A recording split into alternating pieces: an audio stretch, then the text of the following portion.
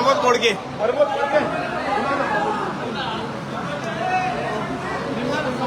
सकाळी पेपर के प्रमोद बोडके।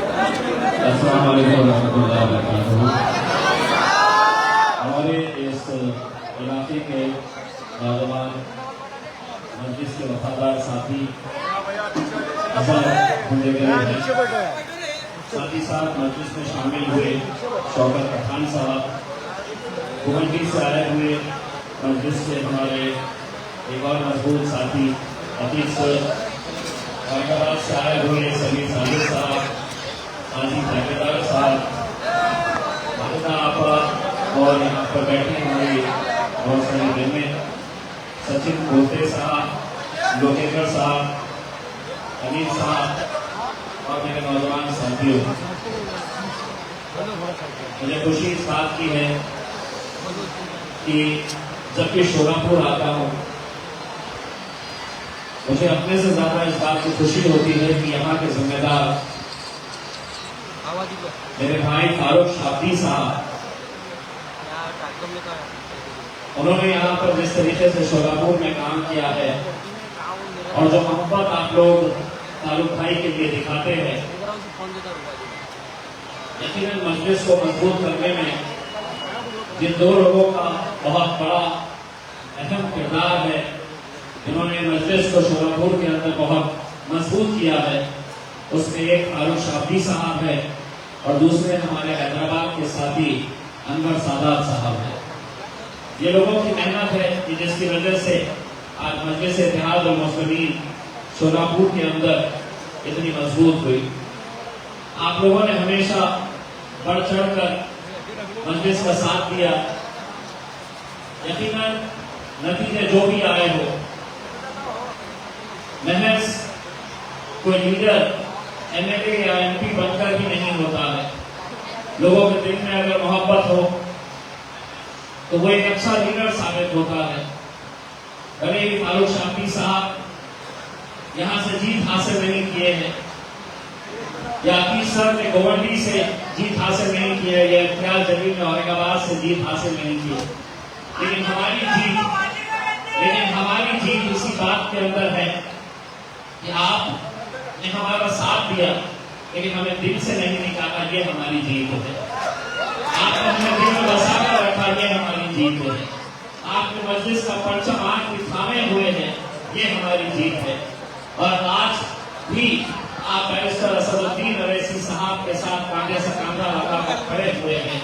इंशाअल्लाह कल हम नाकामयाब हुए हैं, लेकिन आने वाले वक्त के अंदर मैं इतना यकीन के साथ कहता हूँ, मोदी जी अक्सर ये बात कहते हैं अच्छे दिन आने वाले हैं, तुम्हारे कब आने वाले हैं पता नहीं है, लेकिन मजलिस के अच्छे दिन लोगों की वजह से जरूर आने वाले हैं।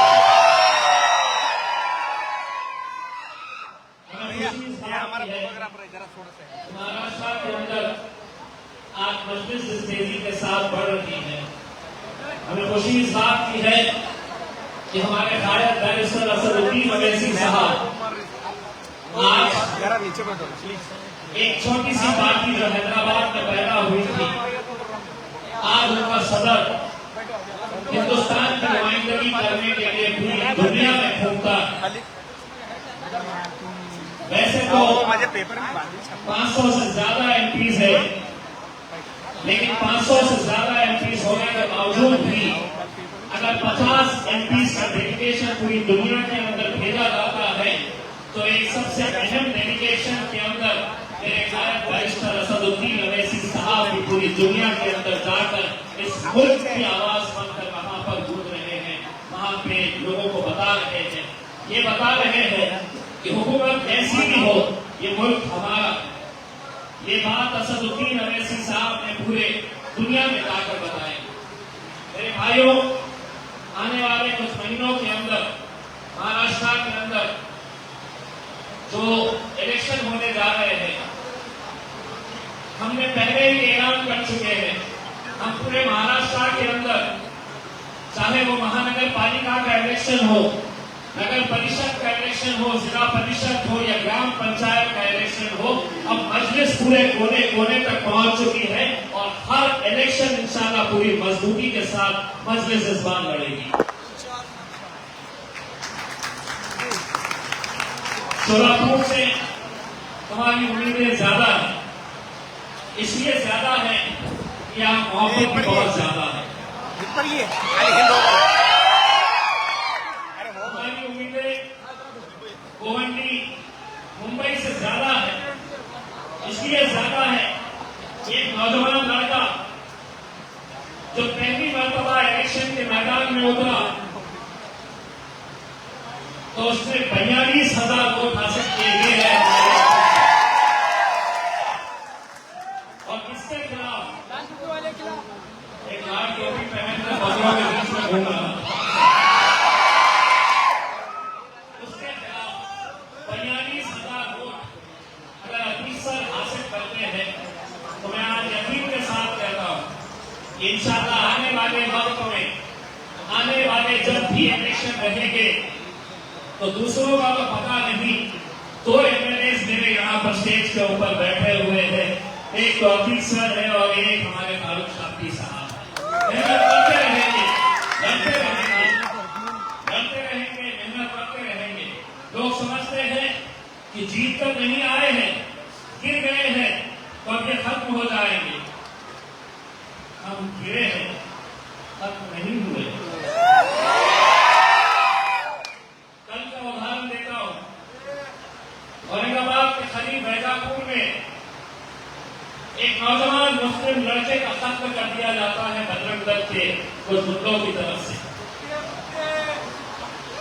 2 दिन पहले यह कत्ल हुआ, पूरा गांव का गांव इकट्ठा हो गया और उन्होंने कहा कि हम अपने भाई की तकफीन करने नहीं देंगे, पोस्टमार्टम करने नहीं देंगे जब तक ये बजरंग दल के गुंडे पकड़े नहीं जाते। 24 घंटे होने आ रहे थे, गांव के लड़कों ने मुझसे कहा कि साहब अभी तक 3 मुख्य आरोपी जो हैं बजरंग दल के वो पकड़े नहीं गए। मैंने एसपी से बात किया और एसपी से बात करके मैंने ये कहा कि मैं आ रहा हूं गांव में, आप भी आइए। एसपी साहब वहां पर थे, मैं भी वहां पर गया। मैंने लड़कों को ये समझाया कि हमारा जो बच्चा जिसका कत्ल हुआ है उसके कातिलों को सजा कैसी दिलानी चाहिए कि हम इंशाअल्लाह पूरी ताकत लगाएंगे। बच्चे तैयार नहीं हो रहे थे, बच्चों ने कहा कि नहीं, जब तक मुख्य आरोपी पकड़ा नहीं जाता तब तक हम यहां से बॉडी को हिलाएंगे नहीं, पोस्टमार्टम कराएंगे नहीं। मैंने एसपी से बात किया, मैंने कहा कि अगर हमने ये बॉडी का पोस्टमार्टम कराते हैं, मुख्य आरोपी 3 के 3 कितनी दिन के अंदर, कितनी देर के अंदर पकड़े जाएंगे। उन्होंने कहा कि इम्तियाज जी, मैं आपको जबान दे रहा हूं, आप यहां से ये बच्चों को उठाइए, हमें पोस्टमार्टम करने के लिए दीजिए। 24 घंटे के अंदर हम पूरे आरोपियों को खड़े करवा देंगे जेल के सामने। दोस्तों, एसपी ने जबान दी थी, लड़कों को मैंने समझाया कि पोस्टमार्टम करने दो, तदफीन अच्छे से होने दो, हम अपने बच्चे की लाश ऐसे ही मोर्चरी के अंदर पड़े रहने नहीं देंगे।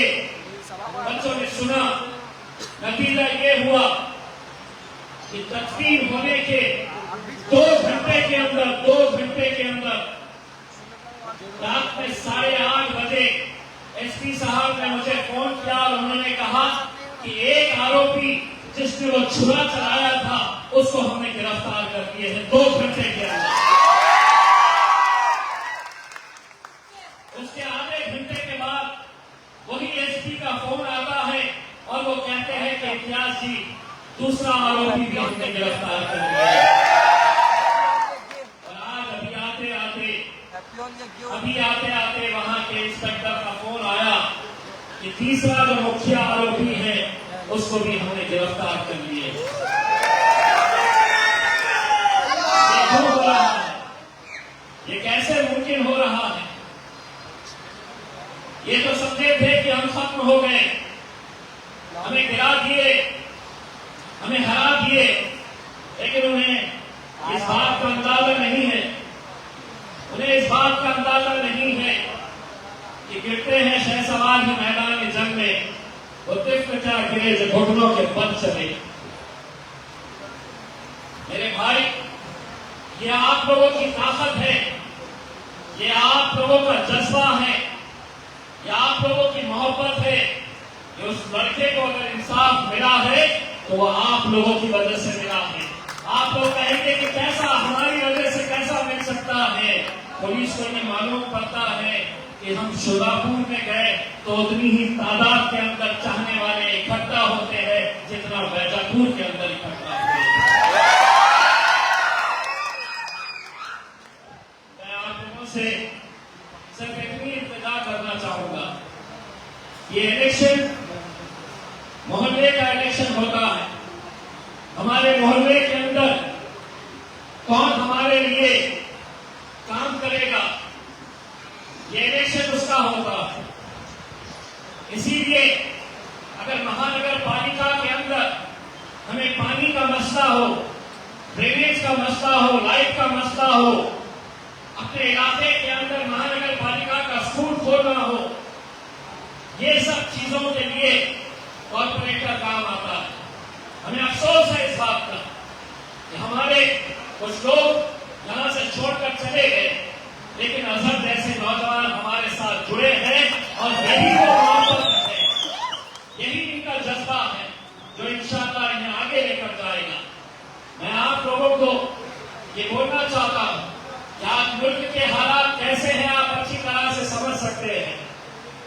आज मुल्क के अंदर क्या हो रहा है आप अच्छी तरह से समझ सकते हैं। यह आप लोगों की ताकत है दोस्तों। यह आज इम्तियाज जमीन महाराष्ट्र के एक बड़े मंत्री संजय सिरसा की नींद हराम करके रखी है। मोदी नारा बड़ी अच्छी तकलीफ करते हैं, ना खाऊंगा ना खाने दूंगा। इतना खा रहे हैं कि दकार लेने तक के लिए उनके फुर्सत नहीं है, जो आ रहा है खा रहे हैं।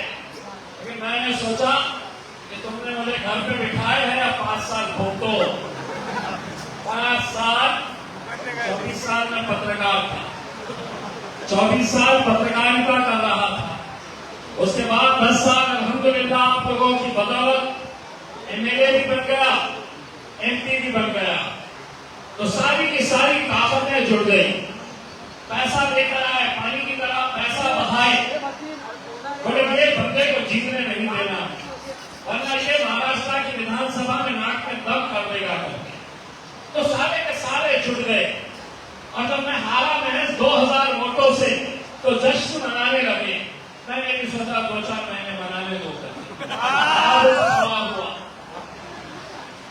मैं पुराने रोज में आऊंगा, 5 साल से तुम्हारे ऊपर नजर रखूंगा। 4 दिन में कम से कम 200 करोड़ के कपड़े निकाल दिया। बोले आपसे इसके पीछे क्यों पड़े? बोला नहीं ना, इसको खत्म होने दो। एक बकरे को ज़िबा करे तो दूसरे को लाना पड़ता है, उसको ज़िबा करेंगे तो उसके बाद दूसरों का नंबर भी आएगा। मैं जब औरंगाबाद से निकला, समीर भाई हमारे फिजर भाई लोग थे साथ में। मेरी गाड़ी के आगे एक आमदार की गाड़ी जा रही थी। वो जानना कि किसी आमदार का गाड़ी का नंबर था। तो मैंने फोन करके पूछा, मैंने फोन लगाया उसको ये पूछने के लिए कि वो गाड़ी में बैठा है क्या, वही आमदार है क्या। तो जैसे ही मैंने रिंग लगाया उसको तो उसका बिजी आ रहा था, लेकिन उन्होंने फौरन फोन उठा लिया। हाँ बोलिए इम्तियाज जी। उसको ये डर लगा होगा कि मेरे को कैसे कर दिया, मेरा क्या निकाला अभी बंदे ने। तो उसने फौरन फोन काट के बोला बोलिए कैसे याद किए।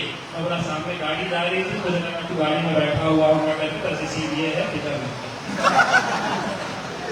लेकिन मेरे भाई शोलापुर में भी बहुत कुछ करने के लिए है। मुझे मालूम है कि शोलापुर में भी मजलिस को कमजोर करने के लिए कैसी कैसी ताकतें काम करेगी, जो ताकतें हमें हराने के लिए किसी के साथ भी हाथ मिला लेती है। सिर्फ मजलिस में जीतना नहीं चाहिए करके मजलिस को कमजोर करने के लिए ये पूरी ताकतें एक साथ मिलकर आ जाएगी, हाथ से हाथ मिला लेंगे, पैसे का खेल खेला जाएगा, हर हथकंडे अपनाए जाएंगे। लेकिन जैसा फारूक शादी साहब ने आपसे पूछा कि शुरापुर की आवाम किसके साथ है, किसके साथ है, क्या निशानी है, क्या उड़ाने वाले हो, रूप के बाहर भी ले गई पता नहीं, क्या उड़ाने वाले हो,